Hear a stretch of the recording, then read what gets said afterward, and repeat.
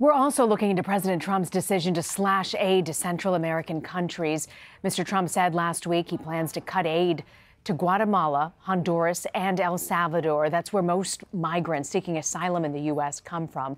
Well, aid advocates say that if the money really does stop coming, programs and government infrastructure will take a hit. But earlier today, President Trump said he's willing to take that risk to protect the nation. I'm ready to close it if I have to close it. Mexico, as you know, as of yesterday, has been starting to apprehend a lot of people at their southern border coming in from Honduras and Guatemala and El Salvador, and they're really apprehending thousands of people. And it's the first time really in decades that this has taken place, and this should have taken place a long time ago. You know, Mexico has the strongest immigration laws in the world. Nobody has stronger. I guess some have the same, but you can't get any stronger than what Mexico has. And we don't want people coming up, making that very dangerous journey and coming in. Our system is absolutely maxed out. And Border Patrol has done an incredible job, but the system is absolutely maxed out. And it's a very unfair thing. For more, I want to bring in Sheba Crocker. She joins me from Washington. She's the Vice President for Humanitarian Policy and Practice at CARE USA. It's a global humanitarian organization. Sheba, thank you for joining us. You know, the Trump administration has really painted this picture that this going after illegal immigrants. You know, when you look at the money here, who's this really going to hurt? So the programs that they're talking about shutting down, in a way, are those which speak most directly, actually, to some of the root causes that are causing migrants to leave their home countries in the first place. So it's core development and humanitarian programs that really try to get at the heart of some of the issues and challenges that people are facing, be they a broken criminal justice system, poor governance, deep and endemic poverty, human rights issues, and otherwise. And so, in a sense, the idea of cutting off this kind of aid is just totally self-defeating, even to the self-proclaimed purpose that it would seek to achieve, which is to somehow do something to address the challenge of migration. Well, won't this, you know, the president's thinking is sort of this will create pressure points on these governments, but couldn't the reverse actually happen? Couldn't there lead to a greater inflow of immigration across the border? Well, certainly if the cutoff of aid, as we expect that it would actually increase the challenges that people are facing in their home countries, I think it's logical to assume that a follow-on from that could actually be an increase.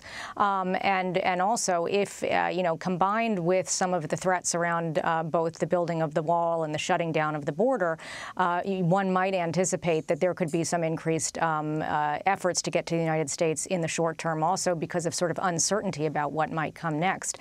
But I think, you know, part of the challenge also is that the threat to cut off aid somehow assumes that these are sort of American dollars that are going directly to these governments and that there's some kind of a quid pro quo. You do what we say or else we're going to cut off aid. Whereas the reality is that most of these programs are implemented by non-governmental organizations like CARE and others and implemented in partnership with local organizations and local communities on the ground and oftentimes don't even go directly to the governments in question. And so it's just sort of a misread both of how foreign aid dollars flow, how they're used, and really undercuts the underlying purposes, the reason there's been bipartisan support for these kind of programs for decades in the United States, and also, again, could really serve to sort of make even worse some of the underlying challenges in these countries that are the reasons we're seeing an increase in migrant flows in the first place. You know, Sheba, sometimes it's just hard for regular folks to understand. You see this huge chunk of change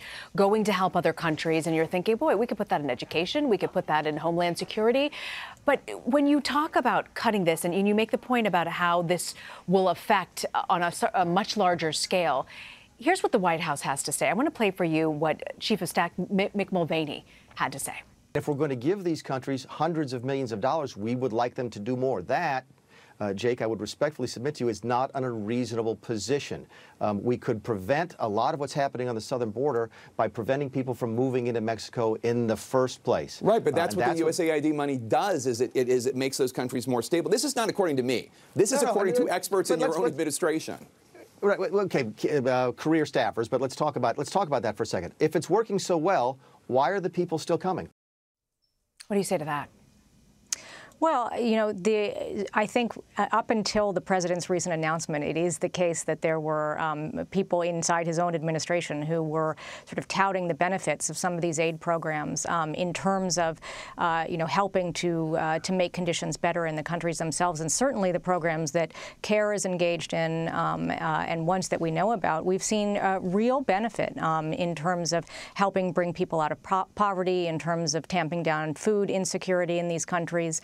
And a range of other things for which these programs are meant for and for which they're bearing fruit. I mean, I think it's always hard to draw a direct line between dollars that flow and a particular decrease or increase in migrant flows. And certainly Central America is not the only place in the world where we're seeing a migration challenge. In fact, we're seeing you know, the highest levels of forced displacement around the globe since World War II. But if you look at these three particular countries that the administration is focused on, again, a lot of the reasons that we're seeing an uptick in migration from those countries is a deterioration in underlying conditions, again, that these aid dollars are really meant to deal with. And I think that, you know, there's also this sort of short-term you know, transactional nature to the way the administration is describing why we would spend aid dollars, which sort of gets out of what we've normally done as the United States, which is really take a long-term strategy, right? And so foreign aid has a number of different purposes. It's normally not seen as something, again, by which you give dollars to a government and then you get something in return. We get a lot of things in return as the United States, but they have to do with a more secure world, with helping to address fragility and chaos around the world, with helping to deal with people who are in deep poverty and dying, and in general, sort of there are a lot of national security and just broader national interests that the United States has that underlie why we give foreign aid. It's not usually this quid pro quo between governments, and I think again you have to remember that that these dollars often don't even flow to the governments in question, right? They flow to non-governmental organizations, they flow to local communities, et cetera, and so it's sort of putting a political price on people's lives. And humanitarian aid should never be used as a political football, and it should never be used as a political bargaining tool in the way that the administration is seeking to do. Yeah, it's so complicated when you talk about foreign aid, and it's hard for sometimes folks to understand the implications of cutting it and what it will do back to the U.S. as well. I want to thank you, Sheba Crocker, for your time and for joining us. Thanks so much.